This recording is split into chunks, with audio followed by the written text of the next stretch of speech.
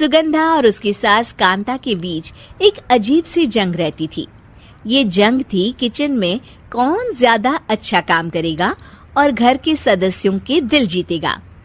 और उनकी इस जंग में हमेशा कुर्बान होते थे उनके दोनों पति। कैसे? आइए देखते हैं इस किचन पॉलिटिक्स की कहानी में। एक दिन किचन में, माँ जी, आज मैं बना रही हूँ मेथी की सब्जी। इस खाने से घर वालों के पेट की सारी समस्या खत्म हो जाएगी।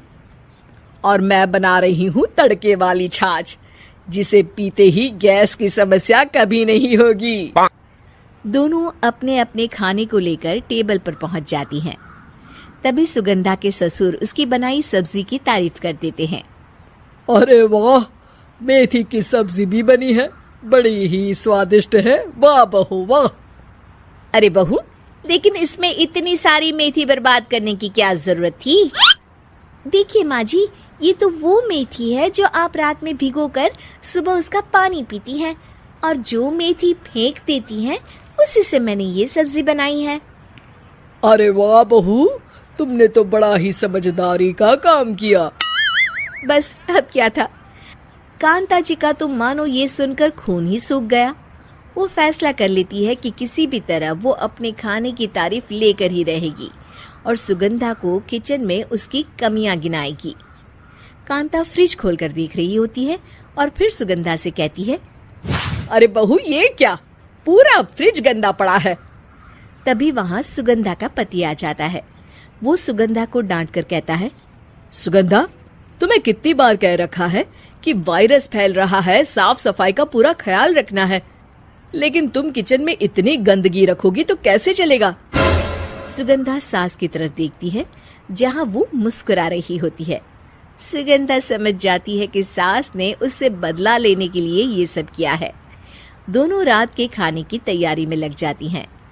दोनों ना एक दूसरे की तरफ देखती हैं और ना ही एक दूसरे से बातें करती हैं।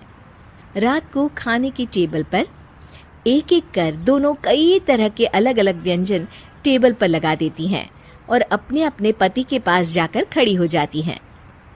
अरे खाइए जी खाइए, मैंने बड़ी मेहनत से बनाया है। प्लेट में वो खाना डालती हैं। सुगंधा भी दोनों की प्लेट में खाना डालते हुए कहती है, बड़ी ही मेहनत लगी है इस खाने को बनाने में। हाँ, दोनों को ना चाहते हुए भी सारा खाना खाना पड़ता है। कहीं दही तो कहीं मलाई तो कहीं मसाला। और इन सब के बाद दोनों बड़ी ही मुश्किल से अपने कमरे में सोने जाते हैं।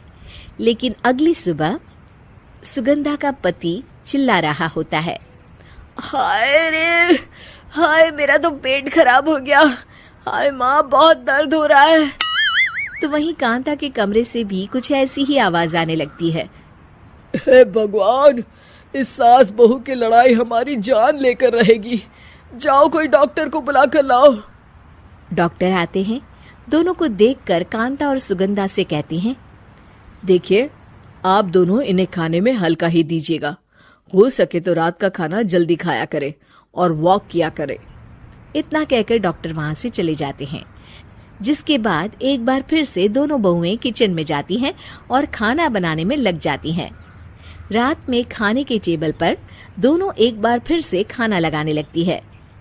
पापा जी, मैंने ये पतली मूंग की दाल की खिचड़ी के साथ ये पापड़ और पुदीने की चटनी भी बनाई है। अरे बहू, अभी अभी बेचारे पेट की बीमारी से गुजरे हैं, इतना भारी खाना तो डॉक्टर ने भी मना किया है ना।